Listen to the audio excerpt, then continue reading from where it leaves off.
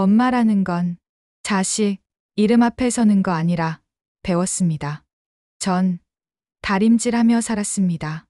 점원이라 욕먹어도 그 애만 웃으면 됐거든요. 근데 그 애가요. 세상에서 제일 큰 무대 위에서 제 이름을 꺼냈습니다. 이 가게는 제 엄마가 다 만든 겁니다. 저를 위해 뒤로 숨으신 거예요. 그 말 듣는 순간 전 평생 움켜쥐던 다리미를 조용히 내려놨습니다. 요즘 말로 현타가 온다지요? 그날 그 여자들 앞에서 내가 느꼈던 그 기분이 바로 그거더라고요. 참말로 사람이 사람 취급을 못 받을 때 세상이 얼마나 차갑게 변하는지를 그날 뼈저리게 느꼈어요. 아침부터 비가 추적추적 내리던 날이었거든요. 청담동 3층짜리 옷가게 아뜰리에 룸이 제가 만든 매장이지요. 근데 그날도 저는 어김없이 구석자리에서 다림질부터 시작했어요. 스팀 다림이랑 천조각들을 만지작거리면서 말이에요. 이상하지요? 내가 만든 원단인데도 남의 옷 다루듯이 조심조심 펴고 또 펴고. 왜 그랬는지 아세요? 사람들이 날 그냥 점원으로만 봤거든요. 저거 전에 보던 그 점원 아니야? 지난번엔 인사도 제대로 안 하더라. 그 얼굴로 명품 옷을 다룬다고? 어머 어머나. 야야야, 조용히 해봐. 들려. 하긴 들려도 뭔 상관이래. 점원이 뭐라 하겠어? 그렇게 시작됐어요. 그 지옥 같던 하루가. 들어온 지 10분도 안 돼서 335 모여든 사모님 셋이 있었거든요. 하나는 화려한 꽃무늬 분홍 자켓에 목에 굵은 금목걸이, 하나는 녹색 블라우스에 손목엔 반짝이는 팔찌, 그리고 또 하나는 표범무늬 자켓에 손엔 샤넬 백을 들고 있더라고요. 보통 사람들이라면 숨이 막혀서 말 한마디 못 꺼낼 법한 분위기였지요. 그런데 그 중에서도 가장 앞장선 분홍 자켓 여자가 제 앞에서 손가락을 까딱이며 말하는 거예요. 이거, 이 옷, 어디 제품이야? 아, 고객님. 그건 이탈리아 수입 원단으로 만든 건데요. 아니, 누가 점원한테 설명을 들으래? 그냥 갖다 달라고. 한마디, 두마디로 끝나는 게 아니더라고요. 내가 다리미를 잡고 서 있을 땐 좀 비켜봐요. 거기 서 있으니까 기가 막혀서. 내가 옷걸이 정리할 땐 어머, 손에 때가 묻은 거 아냐? 더러워. 심지어 계산대 앞에 섰을 땐 대놓고 이렇게 말하더군요. 이 가게 사장이 누군데 점원 관리를 이렇게 해? 얼굴도 말투도 수준이 너무 떨어지잖아. 내가 사장인데요. 그 말이 목구멍까지 확 올라왔다가 그냥 꾹 삼켰어요. 숨 한 번 크게 쉬고 죄송합니다. 고객님, 그 말만 했지요. 왜 그랬냐고요? 그 사람들은 몰라서 그러는 거였어요. 내가 왜 여기서 이런 일을 하는지, 왜 이런 수모를 당하면서도 아무 말 안 하고 참고 있는지 그 이유를 전혀 모르는 거였어요. 어머, 저 점원 좀 봐. 말도 제대로 못하네. 요즘 청담동 매장 수준도 많이 떨어졌나 봐. 그러게 말이야. 예전엔 여기 괜찮았는데 그 말들이 귀에 쏙쏙 박히더라고요. 마치 송곳으로 가슴을 콕콕 찌르는 것처럼. 손에 들고 있던 다리미가 덜덜 떨렸어요. 입술도 바짝바짝 마르고 목구멍이 메마르는 게 느껴졌지요. 근데 그때 더 가슴 아픈 건 매장 유리창 너머로 지나가던 손님들이 슬쩍슬쩍 이쪽을 쳐다보는 거였어요. 저 점원 또 뭘 잘못했나? 하는 눈빛으로 말이에요. 그 순간 정말로 느꼈어요. 아, 내가 지금 세상에서 가장 외로운 사람이 됐구나. 내 가게, 내 매장, 내 브랜드인데 나는 여기서 제일 낮은 사람 취급을 받고 있구나. 야, 점원, 이 옷 포장해줘. 분홍 자켓 여자가 명령조로 말했어요. 손에는 20만 원짜리 블라우스를 들고 있었는데 그걸 던지듯이 계산대에 놓더라고요. 네, 바로 포장해 드릴게요. 그렇게 말하면서도 속으론 울컥했어요. 그 블라우스 제가 밤새워 디자인하고 직접 재단한 거거든요. 원단 하나하나 신경 써서 고른 거예요. 근데 그 정성이 그 사람한테는 그냥 던져지는 물건일 뿐이더라고요. 포장하면서 손이 자꾸 떨렸어요. 리본 매는 것도 평소보다 서툴렀고요. 그럴 때마다 그 사모님들은 혀를 차면서 말했어요. 이것도 제대로 못해? 정말 답답하네. 그날 그 순간 저는 정말로 알았어요. 사람이 사람한테 얼마나 잔인해질 수 있는지를, 그리고 내가 지금까지 얼마나 많은 걸 참아왔는지를. 매장 문이 닫히고 그 여자들이 나간 뒤에야 저는 비로소 한숨을 푹 쉴 수 있었어요. 다른 직원들도 조용조용 일을 시작했고요. 근데 그 조용함이 더 서럽더라고요. 그날 밤 혼자 매장 정리하면서 생각했어요. 내가 이러고 있는 게 맞나? 이런 굴욕을 당하면서까지 여기 있어야 하나? 근데요, 그 마음 한켠에는 또 다른 생각이 있었어요. 우리 도윤이를 위해서라면 이 정도는 참을 수 있다고. 내가 뒤에 숨어 있어야 그 애가 당당히 앞에 설 수 있다고. 그래서 그날도 다음 날도 저는 다시 그 다리미를 잡았어요. 가슴 한켠이 시리고 아팠지만 그래도 꾹 참고 또 참았지요. 세상 모든 어머니들이 다 그렇게 사는 거 아니겠어요? 자식 앞길을 위해서라면 자신은 그림자가 되어도 괜찮다고 생각하면서 말이에요. 그날의 굴욕이 이제 와서 생각해 보니까 시작이었더라고요. 더 큰 일들의 시작 말이에요. 사람들은 저를 참 이상하게 봐요. 아니, 정확히 말하면 이해를 못하는 거지요. 그 좋은 건물 가진 사람이 왜 매장에서 땀 흘리며 일하냐? 남한테 머리 숙여가며 점원처럼 살 이유가 뭐 있냐? 돈도 있고 건물도 있으면서 왜 그렇게 사냐? 이런 말들 말이에요. 도윤이 8살이었어요. 남편이 과로로 쓰러진 뒤 끝내 눈을 못 떴지요. 그때부터였어요. 그 조그마한 손잡고 세상에 맞선 게. 처음엔 설명도 해봤지요. 근데 말해봤자더라고요. 대체로 이런 반응이 돌아와요. 아들 앞길 막으려는 거 아니야? 그게 진짜 도움이 되는 줄 아세요? 건물주 엄마면 당당해야지 뭘 그렇게 숨겨요? 하지만 그 사람들은 몰라요. 어머니라는 자리는요, 자식보다 한 발짝 꼭 뒤에 있어야 한다는 거리요. 압이 없을 땐 더하죠. 우리 도윤이는요, 원래 무대 체질이었어요. 어릴 때부터 노래 부를 땐 눈빛부터 달라졌거든요. 집에서 혼자 트로트 틀어놓고 따라 부르는데 그 모습이 얼마나 예뻤는지. 엄마, 나 가수 되고 싶어. 그렇게 말하던 그 맑은 목소리가 아직도 귀에 생생해요. 근데 문제는 그 재능이 아니라 사람들의 말이었어요.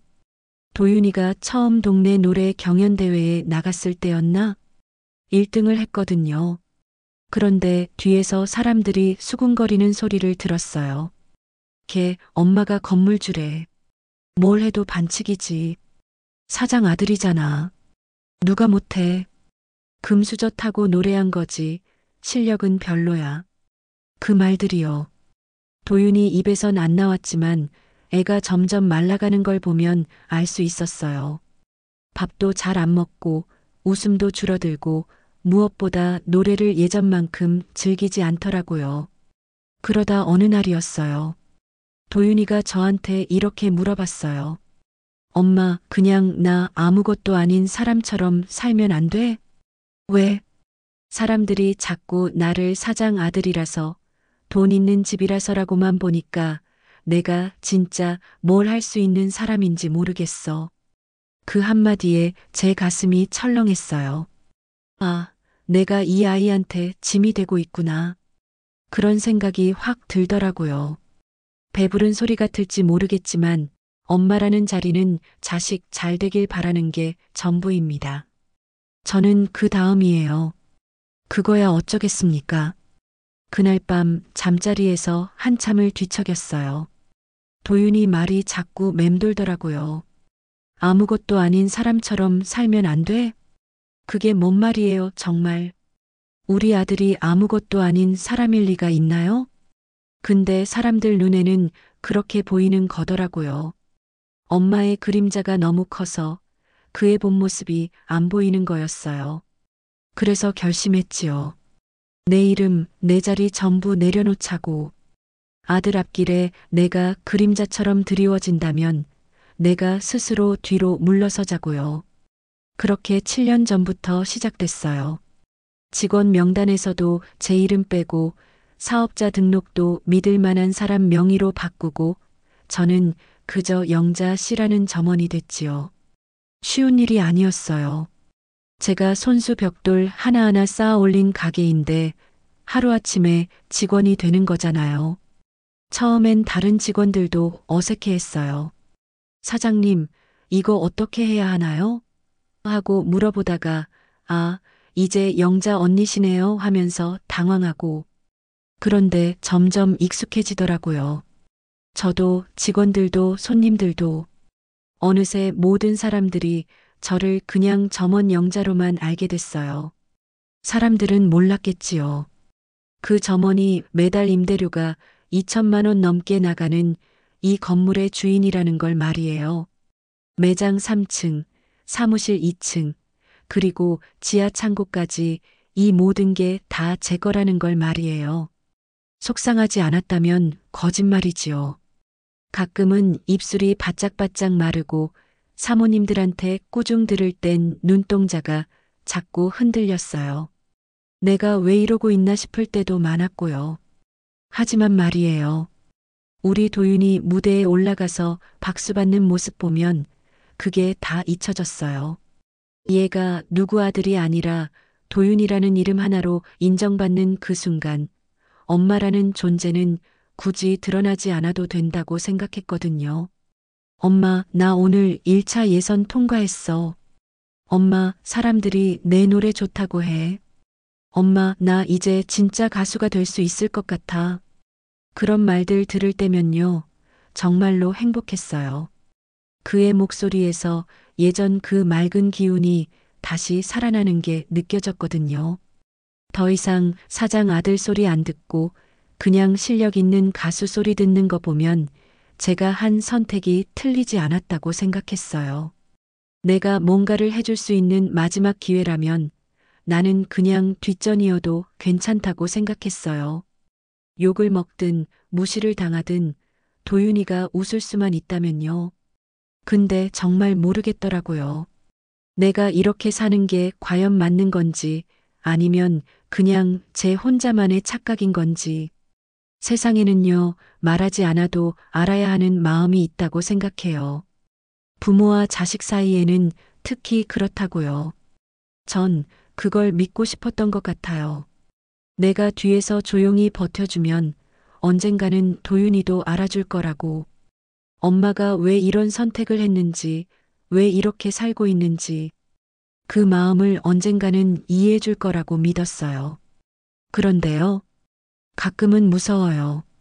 혹시 내가 괜한 짓을 하고 있는 건 아닐까, 그 애한테 오히려 상처가 되는 건 아닐까, 그런 생각이 들 때가 있어요. 특히 그날처럼 도윤이가 매장 앞에서 제 모습을 지켜보고 있을 때 그런 순간에는 정말로 마음이 찢어질 것 같더라고요. 그날따라 입구 쪽 유리문이 참 밝았어요. 해가 머리 위로 넘어가기 직전이라 그런지 매장 안쪽까지 햇살이 길게 들어와 있었거든요. 손에 스팀 다리미를 쥐고 셔츠 주름을 펴고 있는데 문득 누가 매장 앞에 멈춰선 것 같았어요. 그런 느낌 있잖아요. 누군가가 나를 지켜보고 있다는 그런 기분 말이에요. 고개를 슬쩍 돌렸지요. 유리창 너머로 보였어요. 도윤이가요. 제 아들 도윤이 말이에요. 모자 푹 눌러쓰고 마스크에 선글라스까지 썼더라고요. 딱 봐도 못 알아볼 정도로 조심스럽게 차려입었는데 그래도 엄마 눈에는 다 보이지요. 그 아이가 서 있는 모습이 왠지 모르게 조심스러워 보였어요. 눈빛이요, 흔들리고 있었어요. 아무 말도 안 했지만 속으론 뭔가 부서지는 소리가 느껴질 만큼 그 눈이 떨리더라고요. 마치 엄마가 저러고 있어도 되나? 하는 표정이었어요. 그때였어요. 이봐요, 점원 씨. 정신 차리고 고개를 돌렸지요. 분홍 자켓 입은 사모님이 저를 큰 소리로 부르고 있었어요. 손가락 끝에 고가 셔츠 하나를 툭 걸쳐놓고는 말끝을 길게 끌면서 말하더라고요. 이 셔츠 구겨졌잖아요. 당신 다리미질 제대로 못해요? 속으론 뜨거운 게 확 올라왔지만 그래도 웃으며 말했지요. 죄송합니다. 바로 다시 펴드릴게요. 아유 됐어요. 그냥 새 걸로 갖고 와요. 근데 원단감이 좀 이상하네. 이건 정말 이탈리아 원단 맞아요? 그때 뒤에 있던 녹색 블라우스 입은 사모님이 거들었어요. 이 집 원단 요즘 좀 이상하대요. 전에는 디자이너가 따로 있었는데 지금은 그냥 점원이 재단도 한다더라고요. 세상에 점원이요? 표범무늬 자켓 입은 여자가 코웃음을 쳤어요. 그럼 이 가게 수준도 끝났다는 거네. 그 얼굴, 그 손으로 원단을 다룬다고? 아이고, 웃기지도 않아. 그 말에 매장 안이 순식간에 싸늘해졌어요. 다른 고객 한 명이 피팅룸 쪽으로 가다가 멈칫했고 직원들도 슬쩍 눈치를 보며 고개를 돌렸어요. 마치 뭔가 큰 사고가 터진 것처럼 말이에요. 그러게요.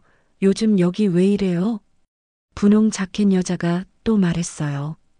예전엔 괜찮았는데 지금은 점원 수준도 그렇고 가게 분위기도 많이 떨어진 것 같아요.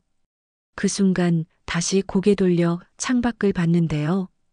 도윤이가 서 있던 자리에 그 애가 없었어요. 그게 그렇게 가슴이 아프더군요. 아무 말도 안 하고 아무 행동도 안 했지만 그의 마음에 무언가가 무너진 느낌이었어요. 아마도 그 모든 말들을 다 들었을 거예요. 점원이 재단도 한다고? 그 얼굴, 그 손으로? 가게 수준이 끝났다. 그런 말들을요. 제가 20년 넘게 이 일을 해왔다는 것, 이 원단 하나하나를 제가 직접 고르고 디자인했다는 것, 그 모든 게 그 사람들한테는 그냥 우습기만 한 거였지요. 그날 그 사모님들은 유난히 오래 있었어요. 1시간 넘게 이것저것 들춰보면서 계속 제게 심부름을 시켰어요. 이거 갖고 와, 저거 포장해, 계산 빨리 해. 그런데 그때마다 제 마음은 매장 밖에 가 있었어요. 도윤이가 봤을까, 안 봤을까, 얼마나 들었을까, 그의 마음이 얼마나 아팠을까. 야, 점원, 대답 좀 해봐요. 표범무늬 여자가 소리를 질렀어요. 여기 있으면서 딴 데 정신 팔고 있네. 정말 답답해 죽겠어. 아, 죄송합니다. 뭐라고 하셨나요? 아니, 이 사람 봐라. 귀도 막혔나? 그 순간 정말로 눈물이 날 것 같았어요. 근데 참았지요. 꾹꾹 참았어요. 그래도 여기서 울면 안 된다고 그 애가 혹시 다시 와서 볼지도 모른다고 생각했거든요. 드디어 그 사모님들이 나간 뒤에야 저는 비로소 숨을 쉴 수 있었어요. 다른 직원들이 조심스럽게 다가와서 물어봤어요. 언니 괜찮아요? 응, 괜찮아. 이런 일 한두 번이 아니잖아. 그렇게 말했지만 괜찮지 않았어요. 전혀 괜찮지 않았어요. 그날 밤 혼자 폐점 준비를 하며 세탁기 돌리는 소리를 듣고 있는데 문득 도윤이 어릴 적 말이 떠올랐어요. 엄마, 나 그냥 평범하게 살면 안 돼? 사람들이 자꾸 나를 사장 아들이라서 돈 있는 집이라서라고만 보니까 내가 아무것도 아닌 것 같아. 그 말이 귀에 맴돌았어요. 마치 오늘 그 장면을 예고라도 했던 것처럼 나는 결국 내 아이한테까지 부끄러운 모습을 보인 거구나 싶었어요.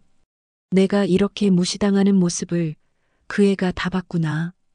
그리고 아무 말도 못하고 그냥 돌아섰다는 건 그의 마음 어딘가가 그날 나처럼 조금 찢어졌다는 뜻일 거예요. 그날 밤 잠자리에 누웠는데요. 몸은 누워 있었지만 마음은 바닥 밑에 있더라고요. 도윤이는요, 화가 나면 소리를 지르는 아이가 아니에요.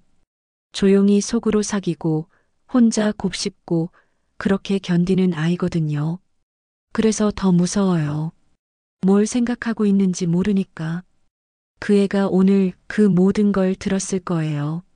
내가 웃으며 고개 숙였던 것도 무시당하며 죄송합니다. 반복했던 것도 그 모든 상황을 가만히 지켜본 거겠지요. 그리고도 아무 말 없이 돌아섰다는 건 그의 마음 어딘가가 그날 나처럼 조금씩 망가져 간다는 뜻일까요? 내가 아들을 위해서 한다고 하는 이 모든 일들이 혹시 그 애한테는 더 큰 상처가 되고 있는 건 아닐까요?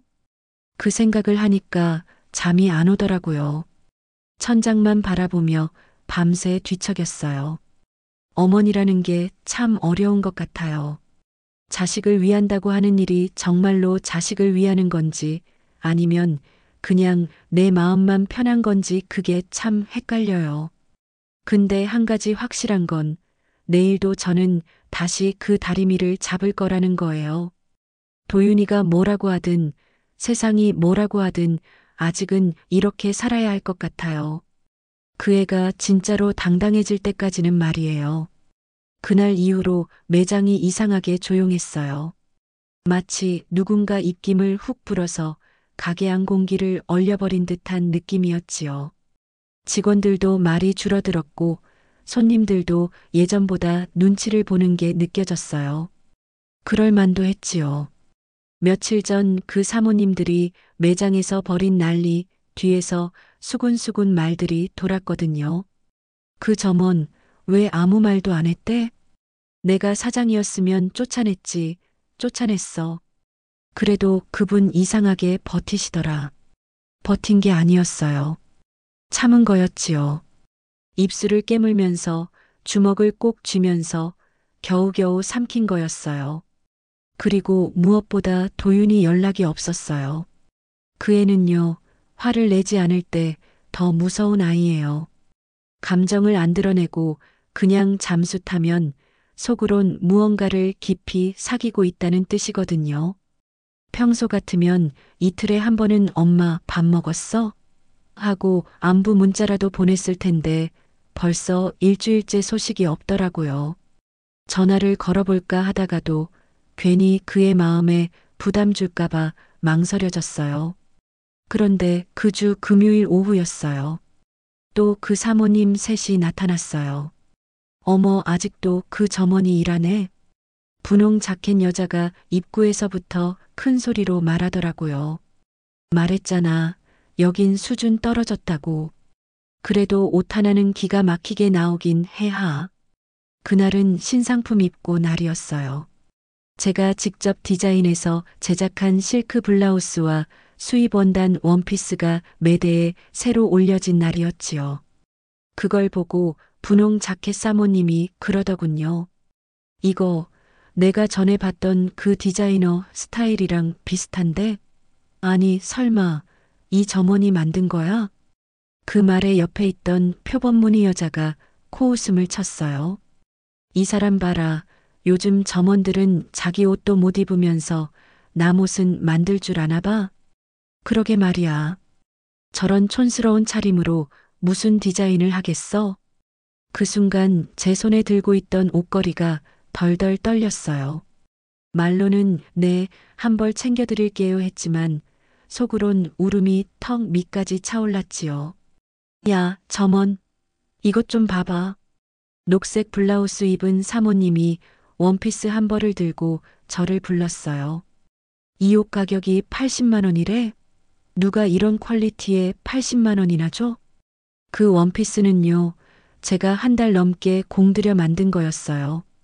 이탈리아에서 직수입한 원단에 한 땀 한 땀 손바느질로 마감한 거였거든요. 근데 그 사람 눈에는 그냥 비싼 값만 받아먹는 조잡한 옷으로 보이는 거더라고요. 아, 고객님. 그 원피스는 수입 원단으로 제작되어서. 아니, 누가 설명하래? 그냥 답이나 해. 이게 80만 원 값어치 해? 그 말투가요 사람한테 하는 말투가 아니었어요. 마치 물건한테 말하는 것처럼 아니면 길바닥에 버려진 개한테 말하는 것처럼. 점원은 사람도 아닌가 봐요.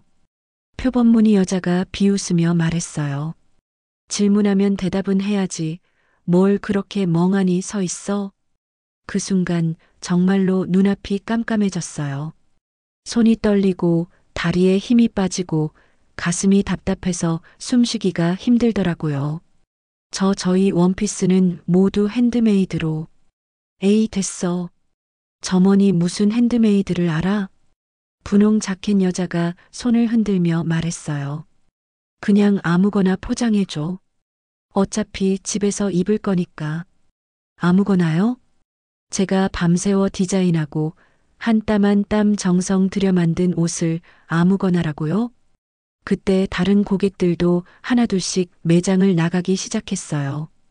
아마 분위기가 너무 어색해서 그랬을 거예요. 매장 안엔 그 사모님 셋과 저, 그리고 멀리서 눈치 보는 직원들만 남았지요. 야, 점원. 포장 빨리 안 해? 아, 네, 지금 해드릴게요. 포장하는데 손이 자꾸 떨렸어요. 리본 매는 것도 평소보다 서툴렀고 종이 접는 것도 깔끔하지 않았어요. 그럴 때마다 그 사람들은 혀를 차면서 말했어요. 이것도 제대로 못해? 정말 답답하네. 다른 데서는 포장도 예쁘게 해주던데 여긴 왜 이래? 점원 수준이 이 정도면 가게 망하는 것도 시간 문제야. 그 말들이 귀에 쏙쏙 박히면서 가슴 한구석이 점점 무너지는 느낌이었어요. 내가 지금까지 뭘 하고 있었나? 내가 정말로 이럴 자격이나 있나? 그런 생각들이 머릿속을 빙빙 돌더라고요. 그때였어요. 매장 문이 열렸어요. 고개를 들었지요. 그리고 도윤이가 들어왔어요. 정장 자켓에 셔츠 단정하게 입고 선글라스를 벗은 얼굴엔 표정이 하나도 없었어요. 그 애는 말없이 매장 안쪽으로 걸어와서 저와 눈도 마주치지 않은 채 조용히 그 사모님들 옆에 섰어요. 분위기가 순식간에 바뀌었어요. 마치 찬바람이 확 들어온 것처럼. 아, 저분 연예인 아냐? 녹색 블라우스 사모님이 수군거렸어요. 어머어머, 그 트롯 가수 도윤이잖아. 와, 진짜 잘생겼다. 실물이 훨씬 낫네. 사모님 셋이 갑자기 태도를 바꿨지요. 아까까지 저한테 하던 그 험한 말투는 온데간데 없고 말에 꼴을 바르기 시작했어요. 도윤 씨 팬이에요. 혹시 여기 단골이신가요? 이 옷가게 진짜 좋죠? 사인 하나 받을 수 있을까요? 근데 도윤은 아무 대꾸도 안 했어요. 그냥 조용히 아주 차분하게 한마디 했어요. 엄마. 그 한마디가 매장 안 공기를 완전히 바꿔놓았어요. 시간이 멈춘 것 같았지요. 사모님들 얼굴에서 핏기가 사라졌고 직원들 입에서 탄식이 나왔고 저는 그 자리에 굳어버렸어요. 엄마라고요? 유명한 트롯 가수 내 아들이 지금 사람들 앞에서 엄마라고 불렀다고요? 도윤이는 제 눈을 똑바로 바라보며 또박또박 말했어요. 이 가게, 이 브랜드, 이 건물 전부 우리 엄마 겁니다. 그 말에 표범무늬 여자가 헛웃음을 쳤어요. 무슨 말씀을 여기 점원이 어머니라고요? 그건 좀. 제가 어릴 때부터 엄마는 이곳을 만들었어요. 도윤이 목소리가 조금씩 커지기 시작했어요. 직원 이름표 하나 달고 수십 년을 손으로 다리미질하면서 사람들 욕 다 들으면서 이 매장을 지켜오셨다고요. 분홍 자켓 사모님이 얼굴이 새하얘져서 더듬거렸어요. 그게 무슨 설마 정말로? 방금 전에 하신 말씀들 다 들었습니다. 도윤이가 차분하게 말했어요. 점원은 사람도 아니라고 하셨죠? 얼굴이 그렇다고, 손이 그렇다고 하셨죠? 그 순간 매장이 조용해졌어요. 핀 떨어지는 소리까지 들릴 만큼 조용해졌지요. 우리 엄마는요. 도윤이 목소리가 떨리기 시작했어요. 제가 가수 활동할 때 뒤에서 말 나올까봐 스스로 점원이 되신 겁니다. 저 때문에 7년 동안 이렇게 사신 거예요. 녹색 블라우스 사모님이 뒤로 물러서면서 말했어요. 저희는 몰랐어서. 몰랐다고요? 도윤이가 처음으로 목소리를 높였어요. 몰랐으면 그렇게 말해도 되는 거예요? 사람한테 그런 식으로 말해도 되는 거라고 생각하세요? 진짜 점원이라도 그렇게 말씀하시면 안 되죠. 사람들이 다 아버지 없는 애라고 수군댔어요. 근데 전 늘 가슴을 펴고 다녔죠. 우리 엄만 아버지 몫까지 다 하셨으니까요. 그때 제 눈에서 눈물이 주르륵 흘러내렸어요. 그동안 참고 참았던 게 그의 한마디에 다 터져버린 거지요. 도윤이는 계속 말했어요. 그걸 이제야 말한 제가 더 부끄럽습니다. 그리고 그는 제게 깊이 인사한 후 다시 말없이 매장을 떠났어요. 그날 밤 매장 마감하고 가게 불을 끄는데 눈물이 그냥 막 흐르더군요. 그 애가 그 모든 걸 듣고 보고 가슴속에 삼키고 있었던 겁니다. 그런데 그게 끝이 아니었어요. 그 다음 주 월요일 오전 매장 전화가 울렸어요. 네, 아뜰리에 루미입니다. 저 혹시 정영자 대표님 되시나요? 저는 깜짝 놀랐죠. 이 가게에서 저를 대표님이라 부르는 사람 그동안 아무도 없었거든요. 안녕하세요. 000 방송 인생 무대 도윤의 진심 제작팀 김한결 PD입니다. 도윤 씨가 어머님 이야기를 방송을 통해 세상에 전하고 싶어 하십니다. 우리 도윤이가요? 네, 본인이 직접 제안하셨어요. 자신의 이름 뒤에 숨겨진 이야기를 이제는 떳떳하게 꺼내고 싶다고요. 그 자리에서 저는 한참을 말없이 전화기를 들고 있었어요. 속으론 수십 년을 꾹꾹 눌러왔던 게 갑자기 확 올라오는 느낌이었죠. 어머님 인터뷰도 요청드릴 수 있을까요? PD가 조심스레 물었을 때 전 그냥 웃었어요. 제가 뭐라고요? 그저 점원이지요. 말보단 다리미가 더 익숙한 사람인데. 스스로 말하기 부끄럽지만 대한민국 최고 트로트 가수 하나를 그런 점원 한 분이 만들었다고 도윤 씨가 그렇게 말하더군요. 그 말이요. 그날 제 눈물샘을 그냥 쏟아붓게 만들었어요. 그날 저녁 도윤이한테 연락이 왔어요. 엄마, 방송 싫으면 안 해도 돼. 억지로 하려는 건 아니고 그냥 이제는 사람들 앞에 엄마 이야기 조금은 꺼내도 괜찮을 것 같아서. 도윤아, 엄마가 평생 숨긴 게 그게 도움이 됐던 건지 아니면 너한테 상처였던 건지. 사실 그게 제일 무서웠어. 그러자 도윤이가 잠시 숨을 고르더니 조용히 그러더라고요. 엄마의 희생을 왜 몰랐겠어. 나 엄마 힘 말고 내 힘으로 서는 모습 보여주겠다고 약속했잖아. 엄마는 갖은 수모 다 견디며 그걸 조용히 도와준 거고. 근데 이제는 엄마를 숨기지 않아도 될 만큼 나도 좀 단단해졌다고 생각해.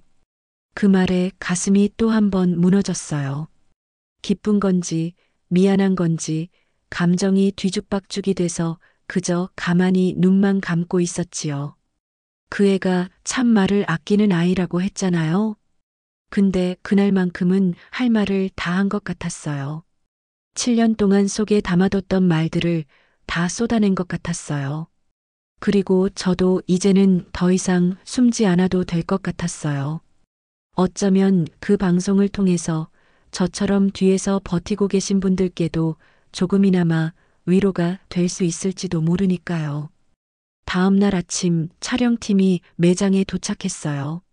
삼각대 세우고 조명 설치하고 매장이 다큐멘터리 촬영장처럼 바뀌었어요. 직원들은 눈이 휘둥그레졌고 사모님들은 들어오지도 못하고 매장 앞에서 웅성거렸어요.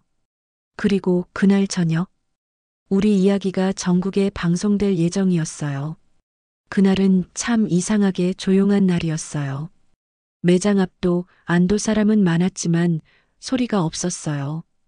왜 그랬는지는 그날 저녁 8시가 되자 알겠더군요. 안녕하세요. 000 방송 인생 무대 도윤의 진심. 그 방송이 전파를 타기 시작하면서 세상이 조용해졌어요. 그런데 그 방송 나가기 전에 있었던 일이 있어요. 누가 소문을 냈는지 매출이 갑자기 올라갔거든요. 도윤이 엄마가 만든 옷이라고들 하더라고요. 근데 그게요. 오히려 겁나더라고요. 이건 내 옷이 아니고 그 아이 이름에 얹힌 옷이구나. 전 그게 싫었어요. 그래서 도윤이한테 말했어요. 너의 이름으로 벌린 돈은 엄마가 못 가져간다. 그건 내가 좋은데 써라. 엄마는 그냥 다림질이나 하는 게 편하다. 그랬더니 그 애가 울더라고요. 엄마는 왜 그렇게 계속 뒤에만 있으려고 해, 나. 이제 엄마랑 같이 가고 싶어. 그때까지만 해도 전 몰랐어요. 그 애가 벌써 그런 마음을 품고 있었다는 걸요. 그리고 그날 저녁 방송이 시작됐어요. 도윤이는 무대 한복판에 혼자 섰어요. 정장도 아니고 화려한 조명도 없이 흰 셔츠에 그냥 제가 만들어준 수수한 검은 팬츠만 입고요. 오늘은 노래보다 먼저 제가 한 사람의 아들로서 하고 싶은 말이 있어서 이 자리에 섰습니다. 그 순간 매장 안은 숨소리조차 멎었어요. 도윤이는 천천히 말했어요. 저는 어릴 때부터 제 그림자가 늘 무겁다고 느꼈습니다. 엄마가 만든 가게, 엄마가 일군 브랜드, 엄마가 가진 건물 사람들은 제가 뭘 해도 사장 아들이니까 돈 있는 집이니까 그렇게만 말했어요. 그래서 전 엄마한테 부탁했어요. 엄마 덕에 잘 됐다는 말 듣고 싶지 않아. 난 엄마 없어도 잘 될 사람이고 싶고 내 힘으로 선 사람이고 싶어. 그러니까 제발 조용히 계셔줘. 그렇게 말했어요. 그 애가 한 박자 쉬더니 고개를 떨궜어요. 엄마는 그 말을 정말로 지켰습니다. 직원 이름표 하나 달고 다림질하면서 수년을 점원처럼 살았어요. 무시당해도 말 안 하고 멸시받아도 웃었어요. 그냥 제가 숨으라 했으니까요. 그 말이 끝나자 스튜디오 안에선 어느새 울음 섞인 탄식이 들리더군요. 그리고 사람들이 저를 아버지 없는 애라고 불렀어요. 근데 전 당당했어요. 우리 엄마는 아버지 목까지 해내신 분이니까요. 이젠 저도 숨지 않겠습니다. 그리고 엄마도 더는 숨기지 않겠습니다. 그 말에 제 손에서 셔츠가 떨어졌고 저는 그 자리에 그냥 주저앉고 말았어요. 그 순간 도윤이가 마지막으로 말했어요. 엄마가 이런 말씀도 하셨어요. 이 가게, 이 브랜드, 그리고 지금 제게 몰린 매출 그 모든 건 엄마의 이름이 아니라 도윤 엄마라는 이름으로 생긴 거라면 그 돈은 엄마가 안 받겠다고 하셨습니다. 대신 화면이 작은 자막으로 바뀌었어요. 그 돈은 너 이름으로 좋은 데 써. 엄마는 다림질이나 할게. 그걸 본 순간 전 울었습니다. 정말 한 줄기도 남기지 않고 울었어요. 그건 눈물이 아니라 살아온 시간이 쏟아지는 소리였어요. 그때 도윤이가 말했어요. 그래서 저는 오늘 이 자리에서 앞으로 제 수익 중 일부는 정령자 장학재단 설립에 쓰겠습니다. 엄마의 이름이 다림질한 셔츠 끝에서만 머무르지 않도록 이제는 누군가를 당당히 밝히는 이름으로 남기고 싶습니다. 그 말에 전국 시청자들이 울었다더군요. 그리고 그날 밤 매장 앞엔 사람들이 조용히 촛불을 들고 하나둘 모여들었어요. 조용히 엄마라는 글자를 매장 유리에 붙여놓고 가는 손님도 있었어요. 그날 저는 세상에서 가장 무거운 다리미를 처음으로 내려놓았어요. 사람들은 말하지요. 엄마는 자식을 위해 희생한다고. 근데 전 그게 희생이 아니라 운명 같았어요. 내가 이 아이의 등 뒤에서 조용히 다리미질을 하고 있을 땐 세상이 등을 돌려도 이 아이만은 정면을 보고 서 있었으니까요. 그게 저한테는 전부였어요. 내가 얼마나 바닥까지 엎드렸는지, 얼마나 무시를 당하고도 참았는지 그 애만은 몰랐으면 좋겠다고 생각했었어요. 근데 그 애는 다 알고 있었더라고요. 그리고 이제는 제가 더 이상 그런 모습으로 살지 않아도 된다고 함께 당당하게 서자고 말하고 있었어요. 그날 밤 혼자 매장 정리를 하며 생각했어요. 내일부터는 정말로 달라질 거라고. 더 이상 점원 영자가 아니라 정영자 대표로 살아갈 거라고. 그 생각을 하니까 무섭기도 했지만 한편으론 설레더라고요.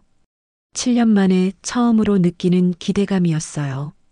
어쩌면 당신도 누군가의 그늘이 되어 조용히 버텨주고 계신 분일지도 모르니까요.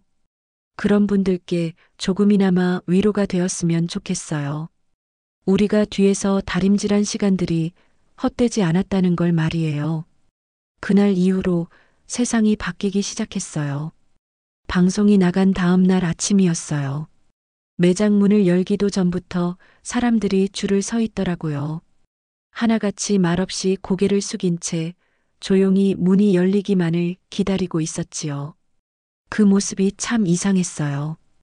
평소 같으면 떠들썩하게 수다나 떨 텐데 그날은 모두들 조용조용했거든요. 그리고 그들 사이에 익숙한 얼굴들이 보였어요. 화려한 표범무늬 자켓, 금색 브로치 달린 녹색 블라우스, 그리고 크게 웃던 분홍색 자켓 여사님. 그 사모님들이요. 오늘은 말 한마디 없이 두 손을 꼭 모은 체줄에 서 있었어요. 직원 하나가 와서 제게 조심스럽게 말했어요. 사장님, 그분들 들어오고 싶어 하시는데요. 어떻게 할까요? 그 순간 뭔가가 확 올라왔어요. 7년 동안 꾹꾹 눌러왔던 게 가슴에서 목구멍까지 차올라오더라고요. 전 그냥 고개를 저었어요. 오늘은 예약 손님만 받는다고 전해요. 죄송하다고. 그 말을 하면서도 속으론 떨렸어요. 내가 지금 뭘 하고 있는 거지? 이래도 되는 건가? 근데요, 이상하게 속이 다 시원하더라고요.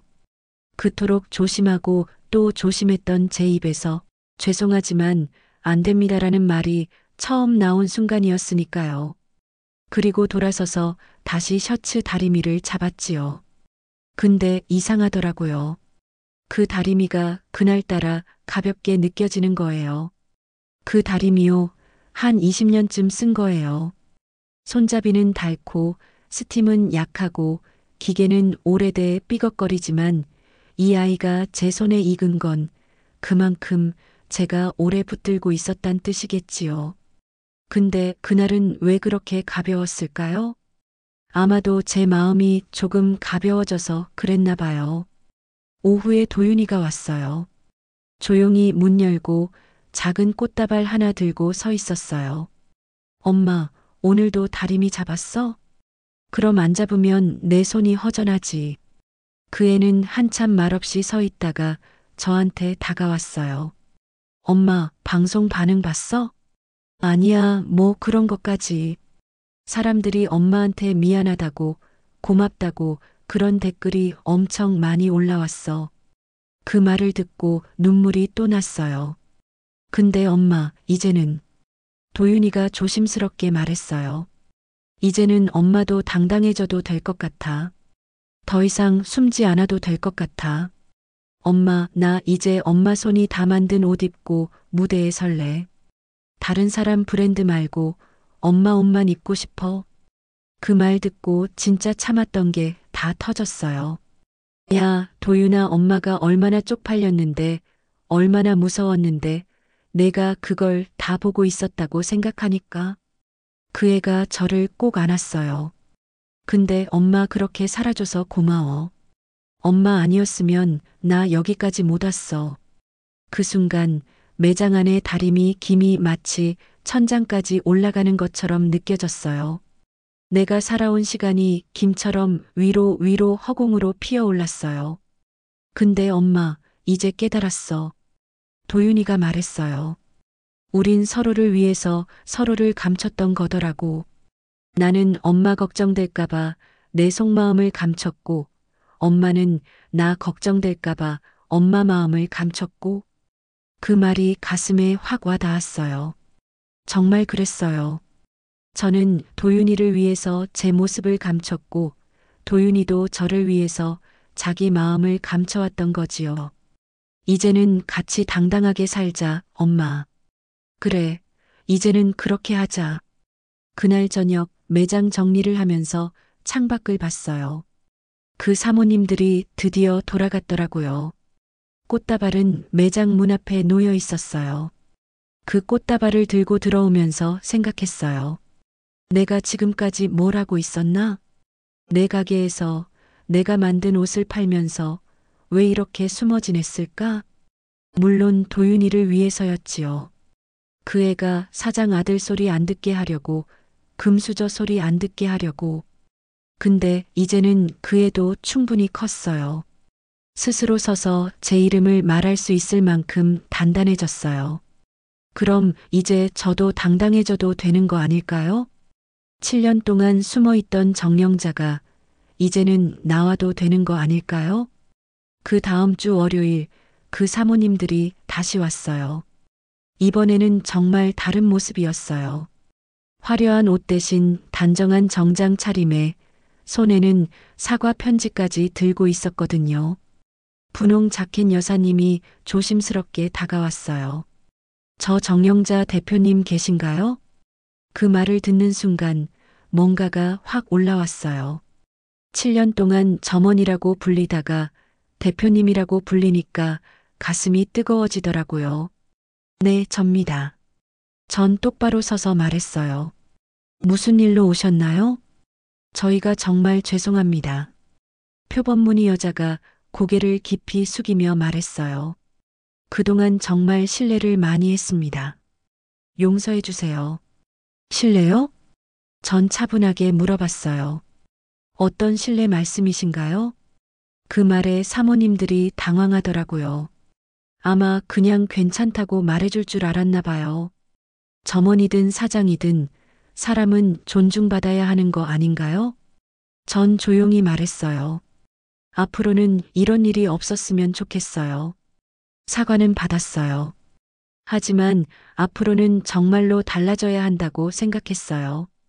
저한테만 하지 마시고 다른 사람들한테도 그렇게 하시라고 말씀드렸지요. 그날 이후로 매장이 완전히 달라졌어요. 제 명패도 정영자 대표로 바뀌었고 직원들도 저를 사장님이라고 불렀어요. 손님들도 예전과는 다른 눈빛으로 저를 봤지요. 그리고 무엇보다 저 자신이 달라졌어요. 더 이상 숨지 않는 정령자가 됐어요. 그날 밤 집으로 돌아와 혼자 식탁에 앉았어요. TV는 꺼져 있었고 다리미도 꺼져 있었고 손에는 도윤이가 주고 간 작은 꽃다발 하나가 있었지요. 흰 국화 한 송이, 분홍 장미 한 송이, 그리고 풀냄새 나는 조그마한 초록잎. 거기에 메모 한 장이 껴 있었어요. 엄마, 내 첫 무대 옷은 엄마가 다려준 셔츠였어. 내 마지막 무대 옷도 엄마가 다려준 걸로 입고 싶어. 그걸 읽고 또 울었어요. 근데 이번엔 슬픈 눈물이 아니라 고마운 눈물이었어요. 그날 이후 매장 앞은 매일 사람들로 가득했어요. 예전엔 화려한 사모님들만 드나들던 곳이었는데 이젠 엄마 손 붙잡은 딸, 외출 나온 할머니, 지팡이 짚은 아버지도 한 번쯤 매장 문을 열고 들어오세요. 여기 도윤이 엄마 계시죠? 하고 묻는 그 목소리에 전 매일같이 눈물이 차올랐어요. 그 사람들은 옷을 사러 온 게 아니라 마음을 보러 온 거였어요. 저도 딸 하나 키우는데요. 정말 고생 많이 하셨어요. 아들을 위해서 그렇게 참으셨다니 저도 배워야겠어요. 우리 같은 엄마들이 있어서 세상이 돌아가는 것 같아요. 그런 말들을 들을 때마다 제가 혼자가 아니었다는 걸 느꼈어요. 세상엔 저처럼 뒤에서 묵묵히 버티는 엄마 아빠들이 참 많다는 걸 알게 됐지요. 그날 이후 도윤이는 매주 셔츠를 한 벌씩 매장에 맡겼어요. 엄마, 무대 올라가기 전에 이 옷, 엄마 손길 한번 거치게 해줘. 그 셔츠 위로 다리미 김이 올라가면 그 안에 묻은 먼지나 주름뿐 아니라 그날 제 마음도 조금씩 펴지는 것 같았어요. 어느 날은 도윤이 저한테 그러더군요. 엄마는 왜 항상 뒤에 서 있으려고 해? 그래서 이렇게 말했어요. 도윤아, 엄마는 말이다 늘 너한테 제일 먼저 등을 보여주고 싶었어. 앞에서 끌어주는 것도 좋지만 뒤에서 밀어주는 게 엄마는 더 좋더라. 그 말을 들은 도윤이 입을 꾹 다물고 한참 있다가 그러더군요. 이제는 나도 엄마 등을 밀고 싶어. 그 말에 또 눈물이 났어요. 그리고 얼마 전이었어요. 정영자 장학재단이 정말로 문을 열었어요. 도윤이와 제가 함께 만든 세상 모든 엄마들을 위한 작은 선물이지요. 지난주에는 첫 번째 장학생을 선발했어요. 17살 여자아이였는데 가수가 꿈이라더라고요. 그의 엄마는 청소 일을 하면서 딸 학원비를 대고 있었어요. 그 모습이 예전에 저와 똑같더라고요. 뒤에서 묵묵히 버티면서 아이 꿈만 바라보는 엄마의 모습 말이에요. 언니, 정말 고마워요. 그 엄마가 제 손을 꼭 잡고 말하더라고요. 덕분에 우리 딸이 꿈을 포기하지 않을 수 있어요. 그 말을 듣고 가슴이 벅찼어요. 아, 내가 지금까지 살아온 시간이 이런 순간을 위한 거였구나 싶었어요. 한 중년 여성분이 매장에 오셨는데 눈이 빨갛게 부어 있더라고요. 저도 아들을 위해서 제 꿈을 포기했거든요. 그런데 방송 보고 나니까 제가 너무 바보 같았나 하는 생각이 들어서요. 그 말을 듣고 저는 그분을 꼭 안아드렸어요. 바보가 아니에요. 우리는 엄마였던 거예요. 그날 그분과 이야기를 나누면서 깨달았어요. 엄마라는 이름은요, 세상에서 가장 무거우면서도 가장 따뜻한 이름이라는 거요. 그리고 제가 지금까지 한 일은 그 이름을 제 아이한테 예쁘게 입혀주려고 다림질한 거였어요. 구겨지고 상처받은 마음을 펴서 반듯하고 따뜻한 사랑으로 만들어서 아이한테 입혀주고 싶었던 거지요. 이제는요, 저도 다리미를 내려놓을 준비가 된 것 같아요. 그동안 너무 오래 주름을 펴느라 제 마음도 주름졌거든요. 이제는 도윤이가 그걸 알아채 준 거죠. 요즘 매장에는 새로운 손님들이 많이 와요. 젊은 엄마들, 아들, 딸 키우는 아빠들, 그리고 꿈을 키우는 아이들까지. 그분들한테 전 이렇게 말해드려요. 당신이 지금 하고 있는 일 절대 헛된 일이 아니에요. 언젠가 아이가 알아줄 거예요. 요즘은 제가 가끔 무대에도 올라가요. 도윤이와 함께 말이에요. 정영자 장학재단을 소개합니다 하면서요. 그럴 때마다 생각해요. 내가 7년 동안 점원으로 살았던 시간, 무시당하고 상처받았던 그 모든 순간들이 지금 이 순간을 위한 거였구나. 그리고 지금도 어딘가에서 저처럼 참고 버티고 계실 분들께 말씀드리고 싶어요. 당신이 지금 하고 있는 일 정말 소중한 일이에요. 당신이 뒤에서 다림질하고 있는 그 사랑이 언젠가는 세상에서 가장 아름다운 옷이 될 거예요. 그러니까 조금만 더 버텨주세요. 당신의 아이가 당신의 사랑을 입고 세상에 당당히 설 그날까지. 엄마라는 이름이요. 정말 아름다운 이름이에요. 그 이름을 다림질해서 아이한테 입혀주는 게 우리가 할 수 있는 가장 큰 사랑인 것 같아요. 세상 모든 부모님들, 특히 엄마라는 이름으로 살아오신 분들, 저도 그중 한 사람이었다는 게 참 자랑스러워요. 우리가 뒤에서 다림질한 시간들이 헛되지 않았어요. 그 시간들이 모여서 아이들의 꿈이 됐고 또 다른 아이들의 희망이 됐어요. 지금 이 이야기가 유익하셨다면 구독과 좋아요 한번 눌러주세요. 우리 모두 누군가의 셔츠를 다려주던 그 시간들이 헛되지 않았다고 서로에게 말해주고 싶어서요. 그리고 오늘도 저는 다리미를 잡아요. 이제는 숨어서가 아니라 당당하게. 이제는 혼자서가 아니라 도윤이와 함께. 이제는 제 아이만을 위해서가 아니라 세상 모든 아이들을 위해서. 지금까지 어머나 사연이었습니다. 대단히 감사드립니다.